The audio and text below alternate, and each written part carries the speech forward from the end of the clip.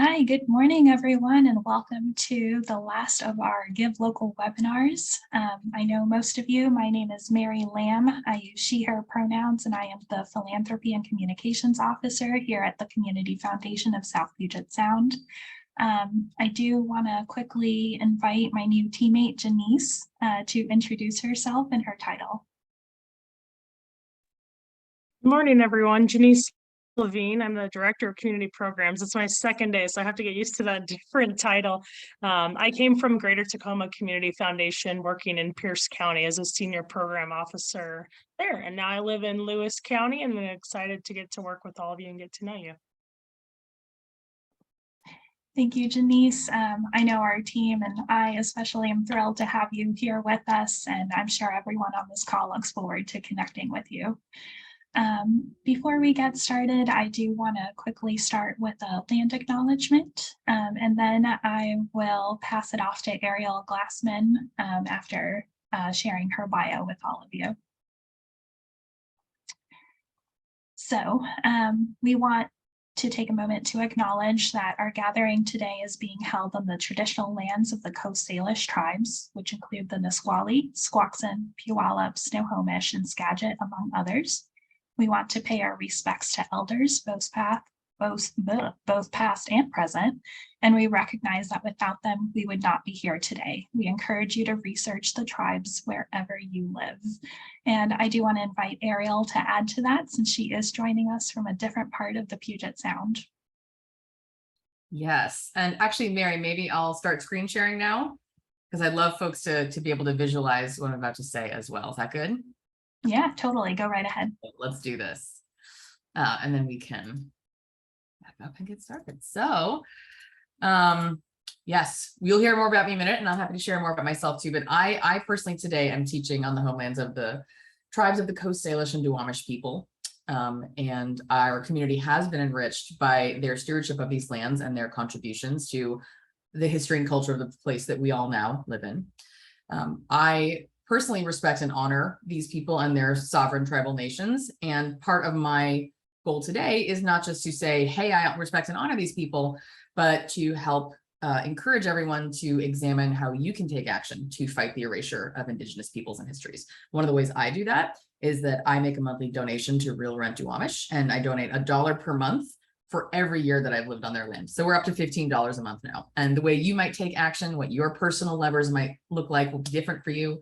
But I want to invite you to be in community with me with not just expecting, but taking action in support of those beliefs. Let's get started then, Mary. I'll let you. Thank you so much for sharing that with us. I really appreciate it. And I am especially excited to be holding this meeting today with you as our teacher. So if you all don't know Ariel Glassman, I want to just share a little bit with you. She is obsessed with helping nonprofits thrive in the era of digital transformation and rapid social change. She has over 20 years and has helped over 125 nonprofits on 4 continents raise over $46 million. Ariel knows the fundraising process from 3 different perspectives as a field-tested expert, a nonprofit board president, and a donor. Her campaigns received multiple nominations at GiveButter's 2021 Toasty Awards, including Best Campaign and Most Inspiring COVID Relief Campaign. She has presented workshops for GiveButter, AFP Advancement Northwest, the University of Washington, Philanthropy Massachusetts, 501 Commons, the Seattle Foundation, and now the Community Foundation of South Puget Sound. Please help me in welcoming Ariel Glassman this morning. Thank you so much, Mary. I really appreciate that. I appreciate you kind of going through my history. One other thing I'd really love to share about my approach to fundraising that you will really see kind of show up in what I'm teaching and how I teach is that I find it's really important to help organizations build a following of people who are really with you for you. And so what I love to do is work with organizations on grassroots fundraising strategies like community giving days that may not be about, several wealthy donors giving tons of money. Those people are necessary in our social change ecosystem too. I like to help you build your army of followers who are going to be involved with your organization because they love your impact and that who you engage and connect with on those bases instead of some of the bases in which we connect with traditional donors or bigger donors, etc. So that's my MO. It's all about like reducing your reliance on these big structural, funding sources, whether they're individuals or foundations, and building those people who are going to do it with you because of who you are. So that's why I do this. That's my passion, my inspiration, and hopefully you'll see some of that bleed through into what we talk about today. So we did our land acknowledgement. I will briefly go over our agenda because one of the things that I wanted to do is really make sure this workshop matched the title, right? How do you make the most of this? So I picked what I thought were the sort of 5 biggest interventions, strategic interventions you could make. There's a million things I could be teaching. We could be going into the little nuanced weeds of every single detail of how you do a peer-to-peer strategy, but I want it to be a little bigger than that to give people who may be at different places in their sophistication or experience level with planning these kind of campaigns, a point of entry and something you can take away and have it be really actionable and have it be a thing that will actually matter. And I also want to say that, you will hear a bunch of stuff today, not from the East Coast. I talk really fast. If you take even 1 or 2 things from this that you can apply, don't feel pressure to apply all of them, even 1 or 2 things, great. That's a good leap forward for this year. And you can look at how you might continue to invest next year. I work with small to mid-sized organizations and I recognize that capacity is a challenge. And so I like to offer advice that I think is based in that reality. When you share feedback with the foundation after this, I would actually love to hear if you got accessible advice that really works for the situation that you and your organization are in. So without further ado, we are going to talk first quickly about maximizing the features of the specific platform that you guys are on, segmenting your audiences, matches, champions, which are the peer-to-peer giving functionality, donor stewardship, and also the bonus number 6 is evaluating your success, because I'm a big believer in making sure that we're measuring after we are acting, and that is going to inform the next time. And then we'll do Q&A. I will attempt to get through this material fairly quickly because I actually love the Q&A, and I want to make sure that you guys get heard and you get a chance to ask your questions that might actually be super specific to you. So let's get started. So in terms of the platform features, I've done a lot of work with different Giving Day platforms. I've, sort of been through the whole journey with Give Big from year 1 and all those changes. And they're really evolving to offer some things that are not just like, hey, great, here's a home for your story, but you can actually kind of tweak and make sure that you're getting the most strategic value out of. So number 1, with the platform for Give Local, it's got these story categories and tags, which are going to help you find the people who are interested in your cause. Actually, they're going to help the people interested in your cause find you, right? Like you can say, oh, I'm arts and culture, that's my category, or I'm mental health, that's my category. And tags are another level. So be particular about these. You can set multiple categories for your organization. Maybe you actually have a mission at the intersection of arts and youth development, and you don't know where you'd put yourself. Pick one at first, and then it'll let you pick another one after. And I would also encourage you not to just like, great, we're going to try to attract everyone so I'm going to put myself in every single category. That's not going to work either. And it's not going to help you become more apparent to the people who are actually interested in what you do. So that's my thinking about that feature, which is a little bit unique. It helps you sort yourself for the people watching. And I think it's important to get those accurate. If you watch the technical webinar about this platform, you will notice that one of the things that got mentioned, I think Melissa taught it, she mentioned that you can't shorten your URL inherently within the system to make it easy for sharing. And she mentioned a service called bit.ly. So I use this service for a lot of stuff with client campaigns. And one of the things I love about it is that it allows you to set up different links, short links that point to the same thing. And if you use them in different contexts, then you get data about what is being clicked that led to that.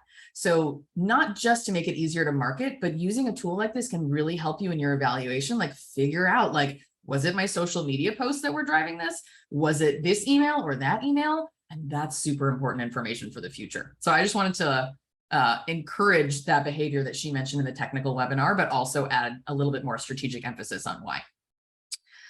Your story image on your platform page, make the most of it, right? Whether we like it or not, people are visual impressions. They are going to skim, they're going to glance and make a 2-second snap judgment. Do I care about this? So the first thing they're going to see is basically that story image or your hero image. So don't just make it an image, right? Design this so that it is actually helping communicate something about your core why with a visual that's really strong. Don't be afraid to use text and kind of zhuzh that up, because people are going to look at it and be like, I can't tell what that image means. I don't care. Next. It's a sad fact about the attention span of the world we live in, but this is a big opportunity to make the right first impression. More people will look at that than ever really look at your text. So then there's the heroes feature, which basically allows you to recognize donors in real time, whether you set an automatic rule like donors above X dollars, or manually do it. I would encourage you to do it if you can. And if you have the data, and maybe Mary, this is something you could speak to, if people are allowed to check that they want to be anonymous when they're making their gifts, I would encourage you to use it. If people are into it, then I would use it. But I also would encourage you to think about doing it manually and including people for reasons other than just you gave a gift above X dollars. And there's lots of ways we could look at that. And there's lots of different people who are participating. You could be recognizing your champions. You could be recognizing your board. There's some opportunity there, and make the most of it. We're going to talk a lot about champions. So I will not pontificate too much about that here, but this is one of the biggest interventions you can make in your fundraising strategy for a giving day or giving week or giving moment. And if you have capacity, maximize the tools they're giving you. And another fun one, we're going to talk about a very specific stewardship strategy that is my very favorite thing for giving days / giving weeks. And it has to do with getting notified about gifts quickly and having a distributed strategy for doing very real-time, rapid, fast thanking. And so there's a really nifty BCC feature that you can look, if you've got a team of people who are ready to help thank donors, you can use the BCC feature to add their emails in and make sure everyone's getting notified. So if your executive director knows that she's supposed to pick up the phone and call anybody who gives over $1,000, those notifications are flowing right to her inbox, and you don't even have to ping her and be like, please do this. I mean, you might want to anyway, but it can help us with the weight of sort of the distributed team effort around stewardship. Any questions before I move on? And I can't see everybody, so Mary, I might rely on you to be looking at whether people have questions. Yeah, I don't see anyone's with their hand raised in person, on camera, or digitally. Okay, so we're let's good. keep going then. So the second thing I want to talk about is segmentation. You actually saw me probably use the term spray and pray in that first slide, and that is what people typically do. And what I mean by spray and pray is send everything to everyone all at once, which was a really great movie, but not how we like to fundraise. So we want to cherry pick. We want to prioritize our audiences so that we are really maximizing the return on our efforts. Oops, I have this in here from a time when I taught Give Big, and I didn't take that out. Pardon me.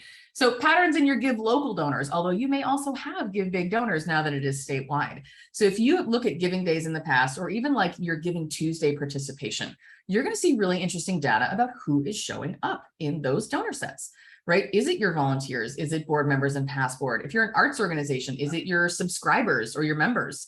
Is it the alumni of the program who are now out in the world and enjoying their careers and able to give back?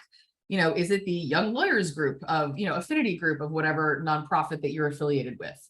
Look for patterns in sort of the way that people identify and who they are that could give you a clue about who to really lean into. And we want to look at other things too. I don't want that to become sort of like a self-reinforcing cycle where you're only talking to those groups of people, but it's useful when we think about how we connect with people who are coming at our mission from different angles and why it might be important to them. I would also look at giving behavior in terms of how we might segment or reach out to people or make sure that they are included. The obvious one is like, who are your top dollar donors, but that's laden with inequity and not the only way to look at how you might prioritize people and solicitations for this. I love looking at your most loyal donors. A lot of times those people, they might be giving like in other places at your gala, at your end, and they're going to show up and make another gift. So just because somebody's already given this year, don't box them out of this. In fact, they're probably more likely to throw something in the ring. And the same is true with monthly donors. Generally between 25 to 30% of monthly donors to an organization, if you have them, will also give to one-off appeals to make one-time gifts. So again, a lot of people choose to suppress those people out of efforts like this. And I think that's a mistake. Don't take the opportunity away for them to be part of something like this. And new donors. So people who came to you last year, especially new donors who were generated through Give Local. Don't forget, we'll talk a little bit more about those people, but really focusing in on those people from last year and trying to get to that second gift is critical. We'll talk about why. And I think that, segmented messaging can help. You might actually say something really different to your volunteers than you do to your subscribers, or really different to your program alumni than you say to your board. And so this is a chance when we look at these groups to send slightly different messaging. And there's some tools that I'll recommend that allow you to do this at scale with a pretty modest use of time involved in doing that. And I'm excited to share that a little later in the workshop. So that's segmentation. Long story short, it's not everybody, everything, everywhere. Get a little more nuanced and look at the ways people connect into you and think about how you can reach out to those groups based on why they connect with you. So the next big intervention is a match. And I put this slide here because I actually get this question all the time, like, Ariel, do matches really work? They seem fake or whatever. The truth is they do work. And there's a lot of data on, multiple continents, European giving, American giving, that shows that people do respond to the matching proposition. We are insiders in this industry. And so we get tired of things like matches, and we might see through the veil sometimes. But actually, people really do still give conditional matches. They're not all just fake. And we know that the data shows that there's at least 5 different ways that a match can improve your outcomes on a campaign like this. Makes it more likely, more people who land will give, they'll give more money, you'll raise more overall, and you'll acquire more new donors if you do this. And what I loved seeing in the background of this platform is that you can have more than one match, which is really cool because you can use multiple matches to create multiple moments of urgency or multiple levers at different points in the campaign, because timing is everything when we think about the trajectory of these giving campaigns. So I love seeing that in the platform, and I encourage you to leverage the heck out of it. Let's talk more about that timing thing. This is one of my favorite things about fundraising, is that I'm such a nerd, you guys. Fundraising is fractal. A campaign, whether it's 1 day long or a 5-year capital campaign, they all follow the same general shape, and I call that the U shape. So you will get, early core people committed in whatever that early part of the effort is, and you'll have a burst of energy there, and then you'll slow down a little bit and things will start to get really hairy, and you're like, oh my God, it's 3 o'clock on my giving day and nobody's giving and I'm not at my goal yet. What is happening? I don't like that part of the U shape. But what we see is that as you get closer to your goal and closer to the time-based end date of whatever your campaign is, we see acceleration again. So this really leads to something I love talking about in fundraising, which is the goal proximity effect. The great irony that as the snowball rolls downhill and picks up more snow, it's going to pick up more and more and more snow, right? The closer you are to your goal, the more people are likely to give, because they can actually see that their $50 or their $100 will make a dent in that $1,000 you have left to go. And so a lot about your fundraising strategy, including your match strategy, is based on our knowledge of these types of patterns and the human psychology that underlies them. So let's take a look at how we might look at matches from a time-based perspective. Let's see. So given those U-shape and that goal proximity effect, there's a few ways I could recommend positioning a match. So one is at the start of early giving, right? If you start that active campaign period a week later, like 50% to your goal, you're going to get to that acceleration point sooner and faster. This is a great. This is one of my favorite ways to use a match, because with early giving, you're typically talking to your insiders. Pages aren't public yet, and you actually have to send them there. You have to kind of directly link them. And so this to me is a great way to enter that public phase with a lot of support and kind of just ahead of the game. And so positioning a match there is a great idea. And, you could also do it at the official start on November 7th. You may not be focusing a lot on early giving, or maybe you feel that the kind of bigger attention wave of that actual start of the campaign would be better positioning. I think there's valid arguments for doing that too. I will say, if you're here thinking, I'm not going to focus on early giving, I would encourage you to rethink that. It doesn't mean you have to position your match there, but sort of in general, if you're not looking at this campaign as starting on October 31st and you're looking at it starting on November 7th, you'll probably leave a little money on the table, precisely for the reasons we're talking about. Another place you could do it is about halfway through the campaign. So in this case, that would be, I would call that November 13th or 14th. Because that's the moment where in that kind of energy space of the campaign, you're going to be hitting that nadir of you're not getting that rush from the beginning yet, but it's not close enough to the end point where people start being like, oh yeah, that's relevant, let me give. So you can kind of use this to try to create a bounce back from that natural dip. And honestly, in a campaign like this versus a 2-day giving day campaign like Give Big or a 1-day one, it might even be more important for morale and like continued sustained effort among your team to see a spike in the middle and like get some relief that people have not actually forgotten about you or your campaign. I also want to mention micro goals. This is separate from a match, but kind of relates to a tactic I've seen people use. Micro goals are awesome. If you have a really engaged social media audience who is actually like online a lot, I'm thinking of some of my clients who are like working in the gaming space and things like that. They will often do things like, all right, our goal is $5,000 and we're at 4,700. Can we do $300 in the next hour? I've seen campaigns cross the finish line like that. And I think with a 2-week room to play, you could certainly do some micro goals like, hey, our goal today is X, but don't get too granular with matches like that in the next hour only, because people might, I mean, algorithms, man, they might not see your email or your post till way after, and then they'll go, oh man, I wanted to give to that. So love the micro goal. I wouldn't position matches in that way, or sort of any sort of, anything that people might get FOMO that they didn't see because of social media algorithms not showing them the thing. We kind of want to avoid that feeling in our donors. Okay. I want to talk about sourcing your match. This is also another question that I get all the time. Ariel, who's going to be our match donor? Well, the likelihood is it's going to be somebody you already know. And the even greater likelihood is it's somebody who has a history of giving matches in the past, but there are exceptions to that.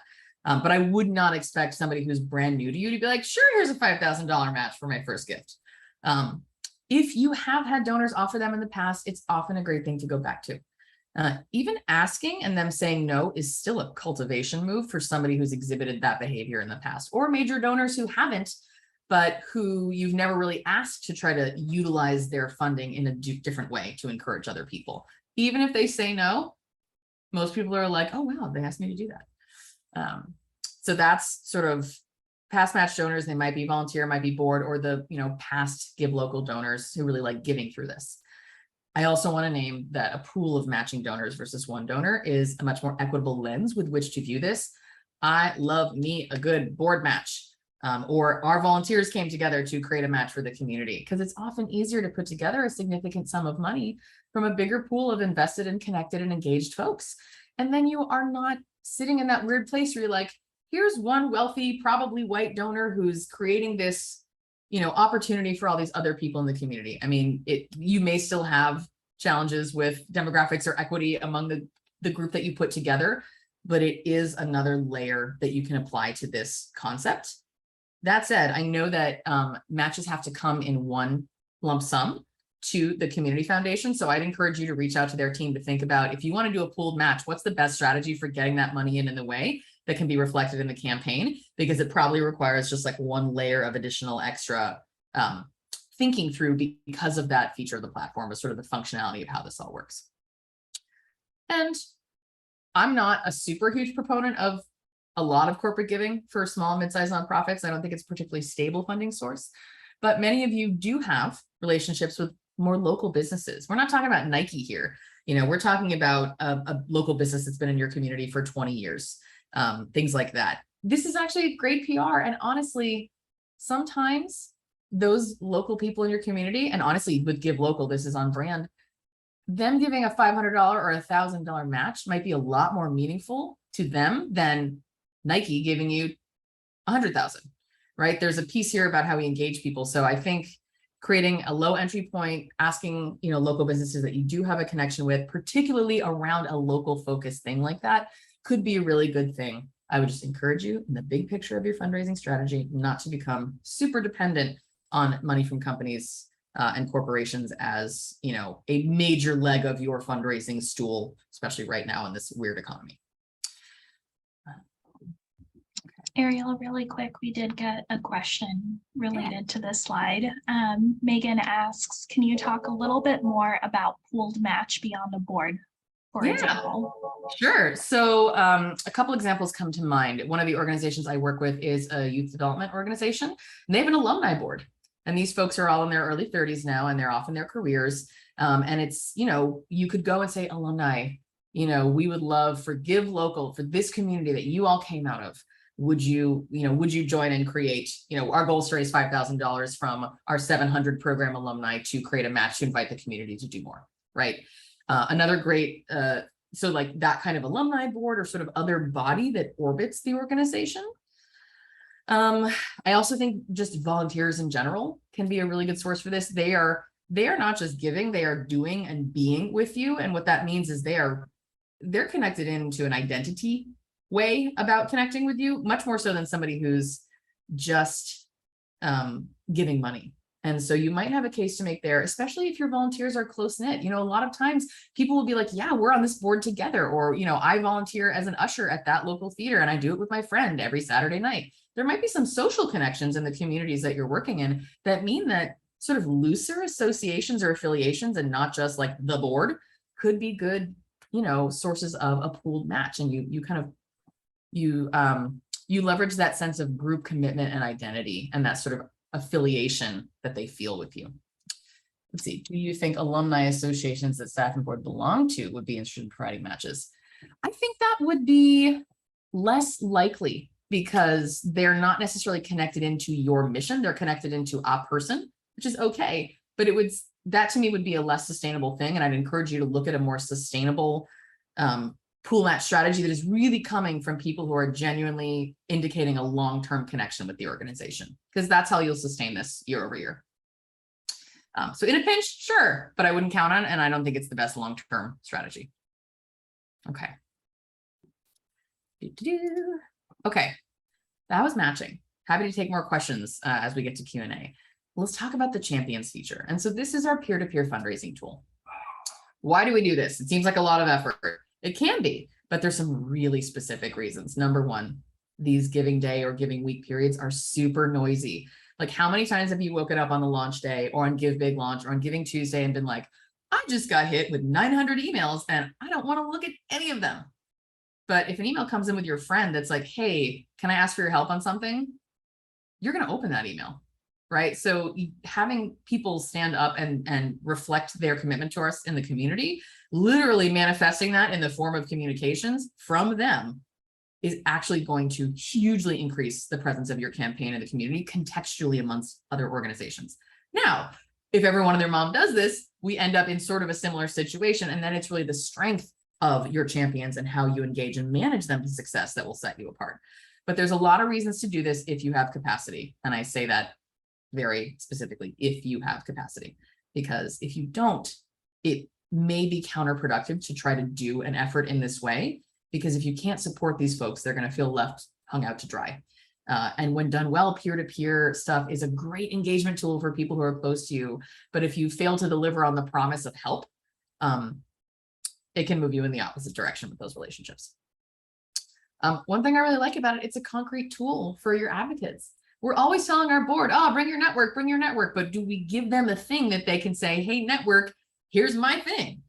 Well, if they have their own champion page, it's easy. They can send their own link, right? So it takes that classic people give to people fundraising principle that has existed since the dawn of giving and makes it real in a very technological and concrete way. I also like to encourage people to do this because it has multi-generational appeal. Millennials love peer-to-peer giving. Boomers love peer-to-peer giving. The greatest generation love peer-to-peer giving. Like, everybody loves this style of fundraising.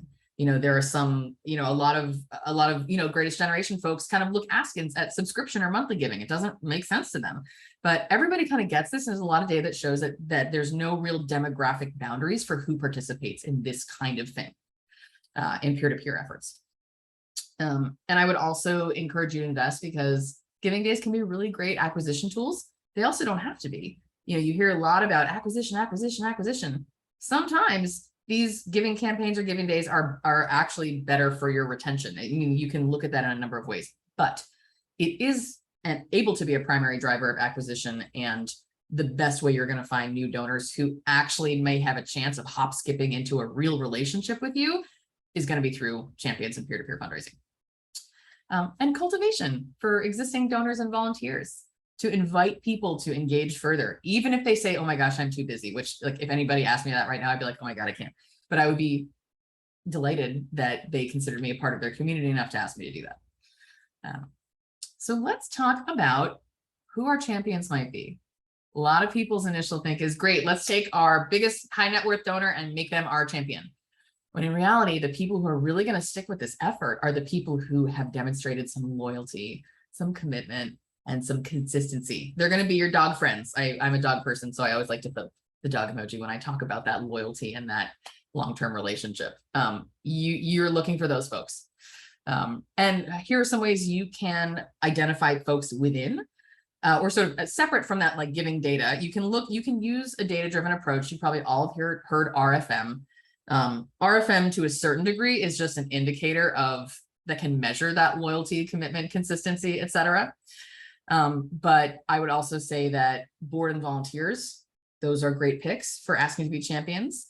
Advisory boards, young professional groups, et cetera. Also people with strong personal and professional networks online. Let's say you're asking your board to do this and there's 10 of them and 3 of them are really well networked online, super active on social, and 7 of them are not. I would rather have you have those 3 sign up and work with them intently than the 7 people who you know are going to make a page and never do anything about it. You're going to get bang for the buck from the people who are actually out in the world sharing and willing to use their personal platforms. So, you know, not all peer-to-peer fundraisers or champions are built the same or have the same potential. And it's just a reality of the capacity challenges in small nonprofits that you may not be able to apply the same energy to everyone, or even in your recruitment, not even necessarily ask people who you think are really just not going to have the capacity to do this, or they don't care about social media, they're not online, you know. You can also ask sponsors, like corporate sponsors, to be champions. Let's say there's a local business providing a match for your campaign.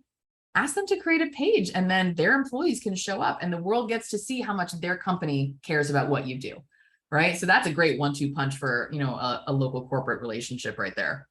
I also want to name that your staff can totally be champions in peer-to-peer fundraisers, but you should never require them to do so.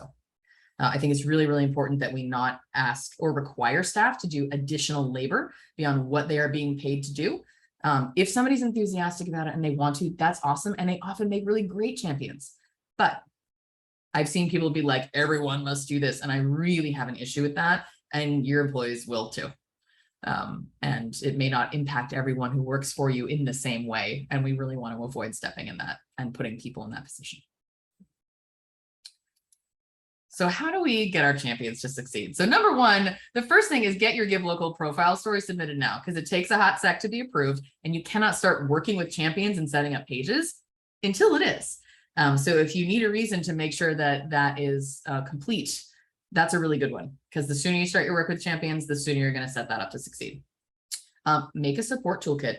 Doesn't have to be super complicated, but just something that staffs them. Like, here's a sample piece of text that you should modify. Here are some, you know, images or graphics or things like that. Honestly, a 1-pager is often enough. People just want to know that, like, there's a little bit of guidance.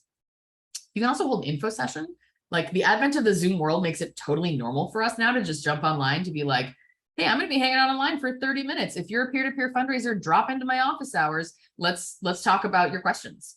And you can even actually do like a video session about setting up your page or some guidance and send it out to everybody. Like, you don't actually have to do that live. You can, you know, use tools to help make this really efficient on your own time.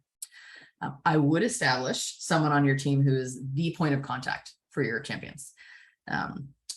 What we don't want is someone to be like, wait, who do I ask about this? Because then they're not going to ask, because lack of clarity always leads to lack of action. So make it super clear and have that person make sure they're consistently identified as such, and even, you know, doing some proactive communication, not just responsive communication. Peer leadership also helps. You know, when we talk about the kind of people who are likely to be successful fundraisers, they're close to you in some way. So who can enthusiastically model that behavior? Like, who can stand up at your board meeting and go, I am doing this. I put my page together. Here are the 5 people I'm going to invite first. Hey, think about those 5 people in your world, other board members. That actually really helps.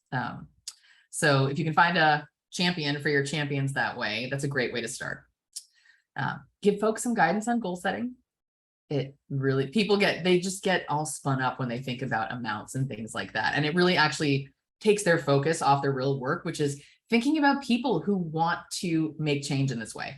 So give them some guidance, offer a default goal, and maybe 1 or 2 reasons why in their world that should go up or down. And I would say it's not a bad idea to kind of incentivize or gamify your peer-to-peer fundraising process. I really don't like transactional incentives for giving. Like, I am always of the mind that you do not want to condition donors to expect to receive something in return for their gift. But these peer-to-peer fundraisers can be such huge levers that I think it's a pretty valid tool to use to advance this strategy. But I also want to make it clear that I think there are equity implications in this. This is not just who raised the most money. What about who had the most donors? Who got to their goal the fastest, right? We can think about what success looks like in different ways that don't just point to only big donors matter. And I would say, especially if you're doing early, you have to activate your champions during early giving. We think about early giving and how a soft launch can make all the difference in your momentum at the official launch of the campaign. Your champions are going to be the people who help get you to that middle momentum sooner. And this also gives them more runway to fundraise and a longer time frame. So not only do I think you should do early giving, if you're doing champion work, you should be doing it during early giving, if possible. Okay. Next big lever is donor stewardship. This is my favorite visual when I talk about this, because people think fundraising is ask. And in reality, it's like an iceberg. Yet that stuff is sitting at the top, but 90% of the work that you're going to do in fundraising is going to be relationship building, engagement work, stewardship, being in community with people, and reflecting their connection and their impact back to them as part of the way you partner with them and their donor support. So I just like to name that again, because this is an ask moment, but the stewardship both before and after this campaign can really not only like help the rest of your fundraising plan and strategy come together better over the rest of the year, but really help you make the most of this next time. So let's talk a little bit about this in depth. I want you to make a plan.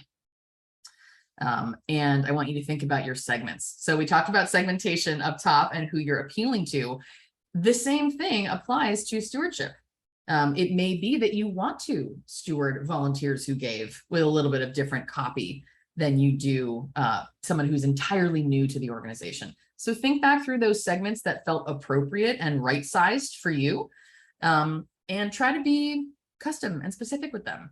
You know, and there's a couple examples, like if you're an arts organization, I don't think we have any arts organizations on this call, but I would think about the intersection of people who gave and who are actually attending your programs. They might get something a little different than somebody who has no history of interacting with what you do. And I would also recommend that in your plan, you add a little extra pizzazz for new donors. And this is what I was talking about up front about segmenting them. If this plays out the way it does for many organizations, which is you will get a whole bunch of new donors, you don't want to lose them, right? We keep on average 20% of our new donors, you know, across the sector, across all different spaces, about 20% of new donors. I think it's 23 now. We're doing a little better. We'll stick with you. What happens if you can get someone to gift 2 and gift 3, by the time they give gift 2, 60 to 70% of those people will go on to give gift 3. And then gift 3 is the one that seals the deal and really statistically shows that these people are very likely to have a much longer term relationship with you. So somebody who gave for the first time last year, steward them in advance to make sure you get gift number 2 through this if they haven't already given it.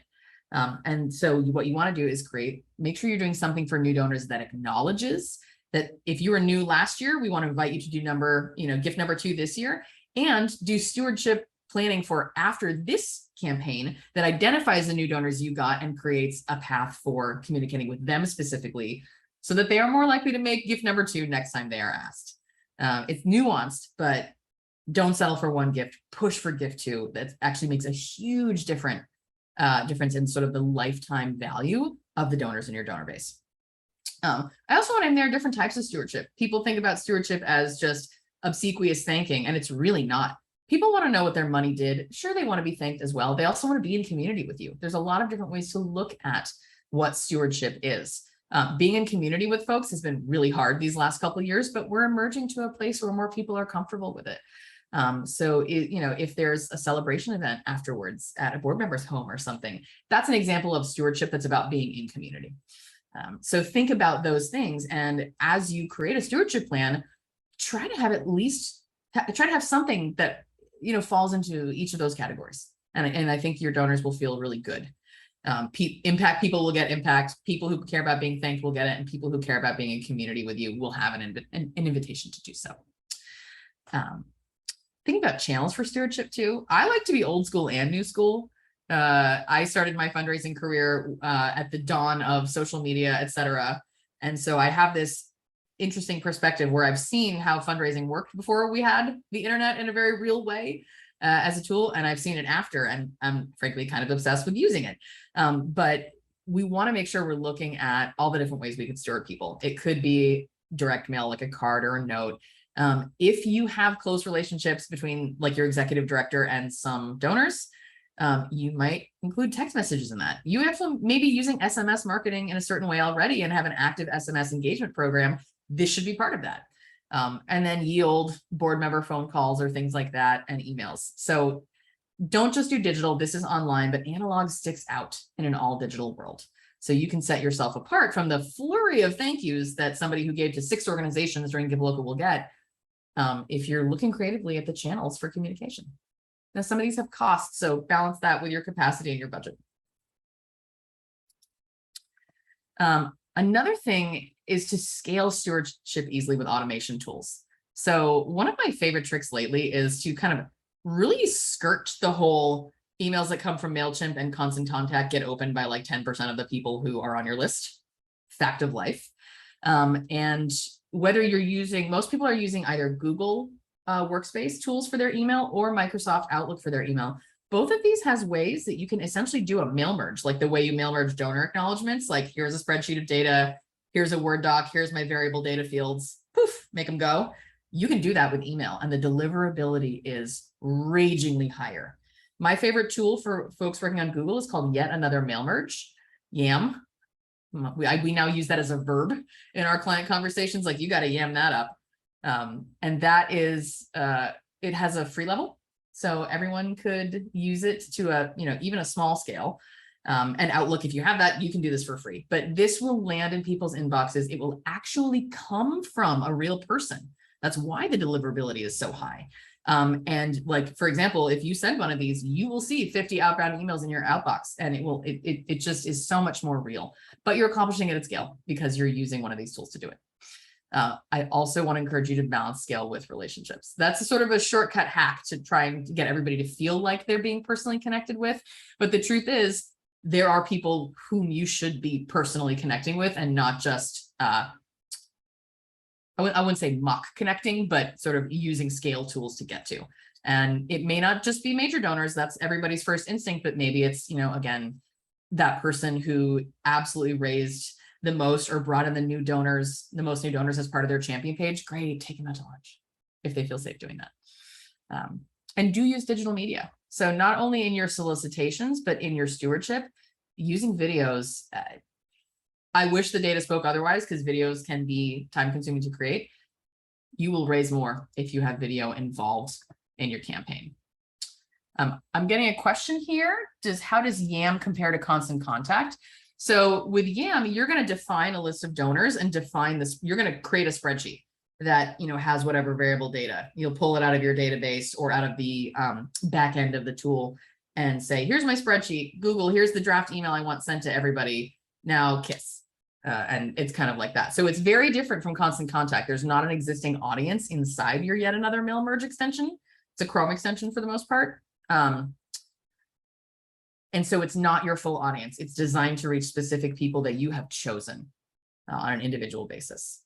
And I mean, I'll just share an example about how this works. I work with an organization that has had several really successful virtual events. And this third time around, people are a little more fatigued of them, et cetera, and they were seeing some slow registration and slow pre-event giving.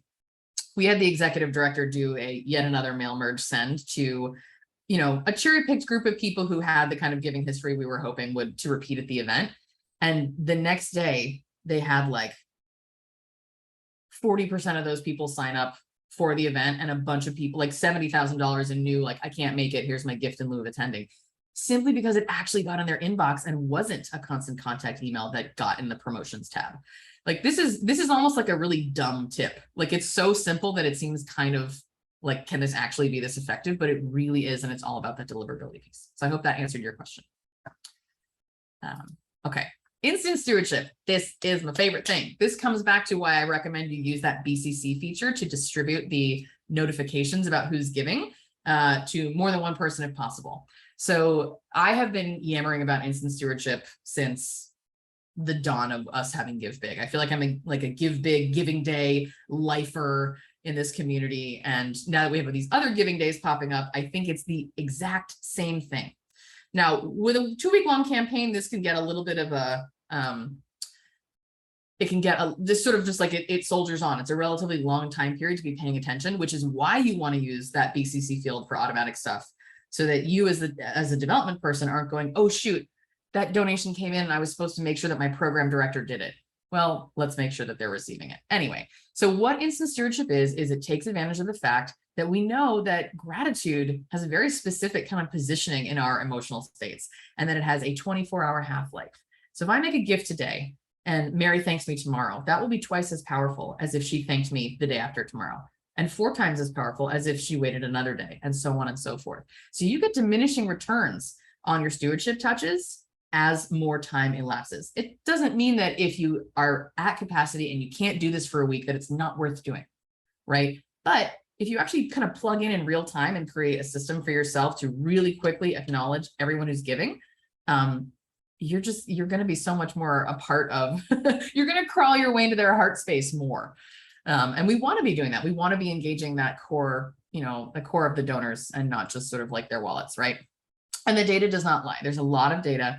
If somebody is thanked within 48 hours, they're 4 times more likely to make a second gift.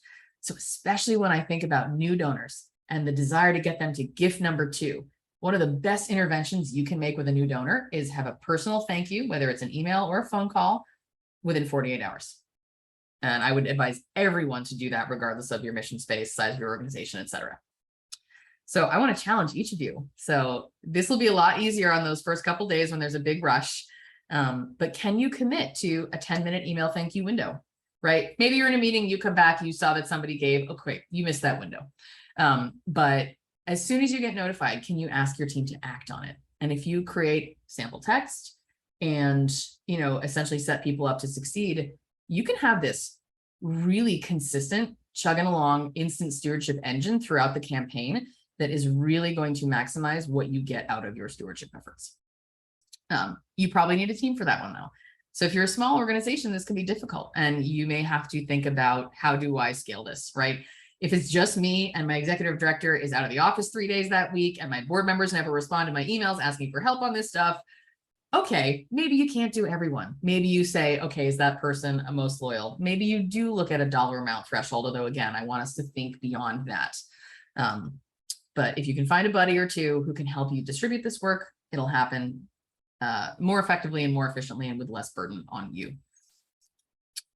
I wanted to share, I like to make a matrix out of these plans. This doesn't have any time basis in it, but at least kind of matchmaking, key segments to different types of stewardship. So I would encourage you to make a matrix like this. Come up with your stewardship ideas, look at your segments that you've been thinking about, and go in and plot it all out.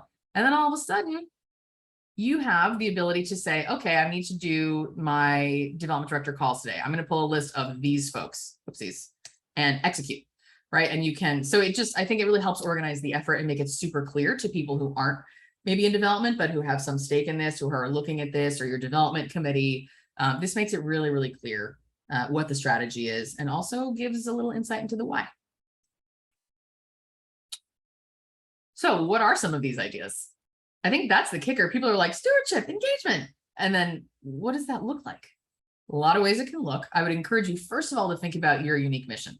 One of the challenges, especially with folks newer to fundraising or board members and folks who don't do this professionally, is that they think that fundraising means you have to manufacture a bunch of stuff that's extra to engage people, when in reality, the best fundraising, the best solicitations, the best stewardship are hooked into the rhythms of your programs and are leveraging your impact and your outcomes and the unique aspects of your mission to stand out from the crowd.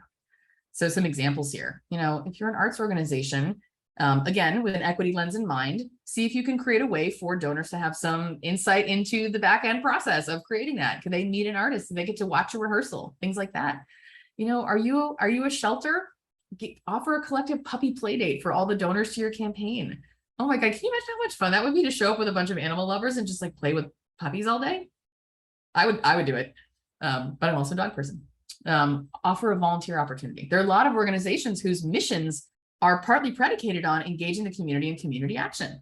One of my clients is facing homelessness, and that organization is all about inviting community to be participants. And so they will often follow up with Giving Day opportunities with something that is actually very deeply an actual programmatic thing they really need help with. So if that is a situation that your nonprofit finds itself in, I think that's actually a great stewardship idea. Another way you can stand out is with effort. Handwritten thank you notes. Oftentimes, you can pre-prep a bunch of these without having to, have the entire week after the campaign be filled with doing nothing but writing thank you notes. There's, some tips where you can do that. I also recognize that this is one of those things where capacity comes into play. And I also recognize this is something new, and I debated including this because of it. I was involved in a conversation the other week with someone who really enlightened me to the fact that there is potentially a lot of white supremacy culture laden into handwritten thank you notes, and that it's a tactic that is really aimed at whiteness and the formality and perfectionism standards of whiteness. So on the one hand, we still know that this works to cut through the noise. On the other hand, I just wanted to name that as we talk about it. Another way you can stand out with effort is something experiential. One of the most fun stewardship things I ever did that actually literally landed me my next job because the person interviewing me had been to this event and had received this stewardship touch. We were raising some money for a renovation, and I made a beautiful designed piece that showed a before and after of the renovation in the office space and like happy staff in it. And I hole punched each of those together and tied them with a little bow. And so when people opened it, they had to like unwrap it like a present. There was like a little physical experience to that became more real than like I opened a card and read a thing. So again, that might be a thing where capacity means you can't do it, or you can't do it with everyone. But I didn't want to not mention that because it's one of my favorite things to do. Personalized video is another one, and there are tools that can help you do this at scale. So some of them are cheaper than others, some of them are more flexible than others, but there's Gratavid, there's Thankview has a new name now. BombBomb is another one. There's lots of these tools where you can sort of try to, again, use digital tools to create personalized touches at scale. And also like the classic good old engage your board. I'm on the Teen Ticks board in Seattle, and like my favorite thing is that every February we do a thankathon, and I just call people and say thank you. And it blows people's minds because if they even pick up at all, they're like, are you going to ask me for money again? And I'm like, no, I just want to tell you that you're super awesome. It's a great way to engage your board, especially when we are all looking around going, how the heck do I engage my board? This is an easy one, and it can kind of help your board members really live in that juicy, lovely space of fundraising where it's just about thanks and being in community, but it's a really important part of the cycle. And it can kind of be that early win where a board member does this and realizes how good it felt and how good it made the donors feel. And then might be actually like, oh, I guess I can be part of fundraising. I just didn't conceptualize it like that before. And again, they could be part of the handwritten thank yous if you do that.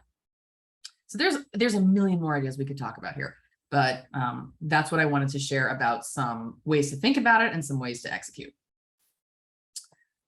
The last big lever is evaluating your success. So I never want to do a campaign like this and then not look at what happened and not learn from it in the future.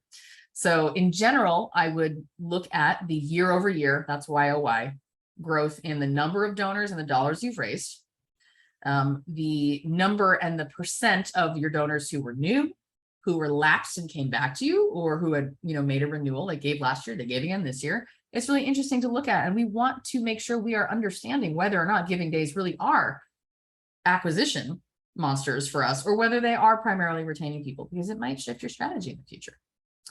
I would always encourage people to do a gift chart or a donor pyramid kind of spread of the gift amounts, just to kind of see how giving shook out, in part because I always want to be making sure that we are looking at how dependent we are on major or mega donors to achieve the goals we're seeing.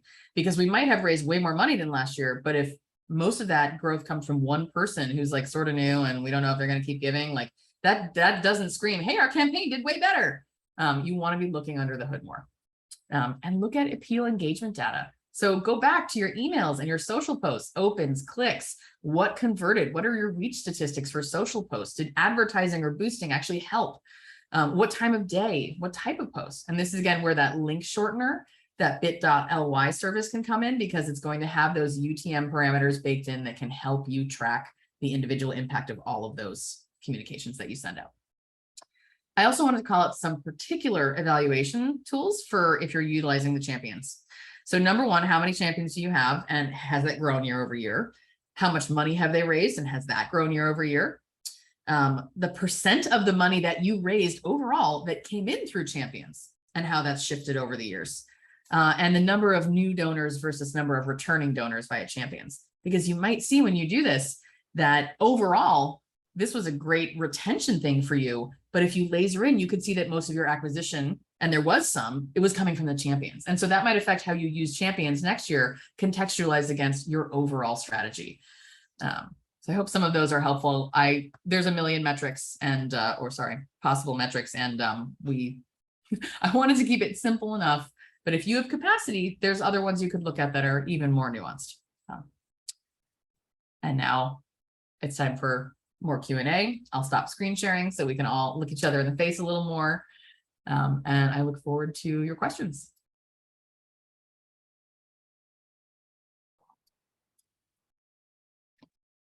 If you have any questions, please feel free to unmute yourself and just speak, or if you'd rather write them in the chat, I'm happy to read them so Ariel can answer them. Yeah. And if it's a question that's about fundraising, but maybe not specific to Give Local, I'm happy to answer that too. So.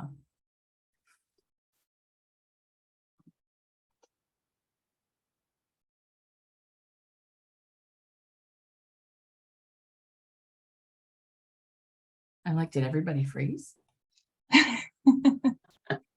There's a question in the chat that I would also like to have answered that somebody else put in there about unpacking that connection between white supremacy and the handwritten notes. I'd just like to understand a little bit better about that.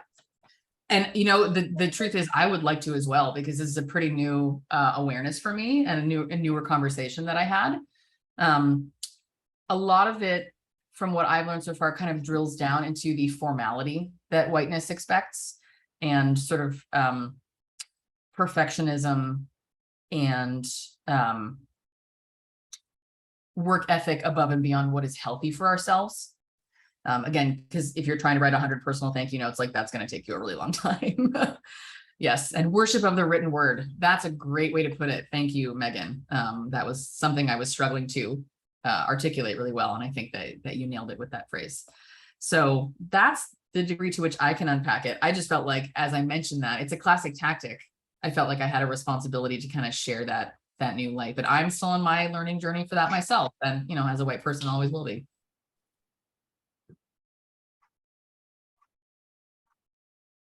Yeah. Okay. Ariel, this is Gwen. Hi, Gwen. I am new to the Give Local. So the stewardship idea really works well with me. This would be my first time. So being able to do any year over year statistics, this would be my first year. Okay. So what I'm gathering is that we want to be attentive to being able to categorize the donors that we're receiving, whether they be small donors versus large donors. Yeah. Are we seeing people giving that have given to us in the past, but under a different format? Mm-hmm. And we will get that information from the Federation as donors come in. Is that correct? You should have real-time access to the lists of donors who have given to the campaign. Like, you'll be able to log in at any point during the campaign and pull that list.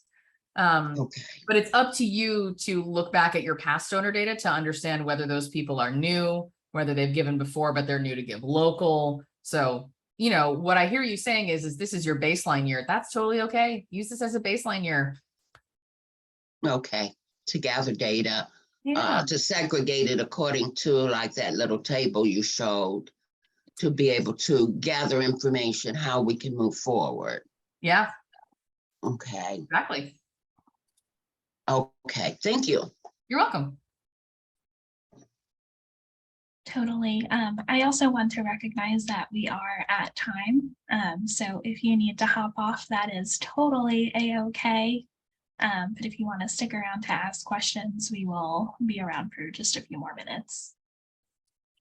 Yeah. I also want to mention, if you have any questions about the Give Local platform, please reach out to Melissa. They are our platform expert and will be able to help you with making sure that your matching gift shows up the way you'd like it to. If you need assistance with champions or anything else like that, Melissa is your go-to person. I'm able to kind of help you with some messaging. So, you know, my background is in development. So if you have some questions about, you know, how does this sound to you? You know, is this inclusive? Is this engaging? I'm happy to assist with those things, as well as troubleshooting some simple platform things, like maybe you need help reaccessing your account, or maybe you want to check in to see if your Give Local registration payment has come through.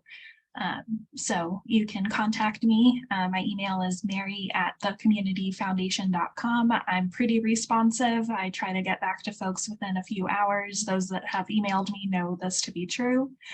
And Ariel, if folks want to get in touch with you or work with you through Common Great, how can they do so? Well, you know, hit up our website. It's commongreat.us. There's a contact form there. You can also email me, Ariel@commongreat.us. Follow us on Instagram and LinkedIn too. We put out a lot of content, you know, bite-sized advice, tips. You know, I have a video series called Ask Ariel where I answer like reader questions, or somebody will ask me a question in a client meeting and I'll like create content because I feel like other people really probably want to know the answer to that. So we've got a bunch of resources online, and also don't hesitate to reach out personally. You know, we're a small group ourselves, and I love being in community with the folks that I've taught with and the folks who are doing good in the world. Thank you for that. And with that, we will stop recording. So for those of you watching from home, for those of you who were here on our Zoom call, thank you so much for joining us this morning. I always appreciate having this time to be in community with one another. I will be posting the recording as well as the slide deck on our website a little later today, and then those that registered will be receiving an email from me. So until next time, take care.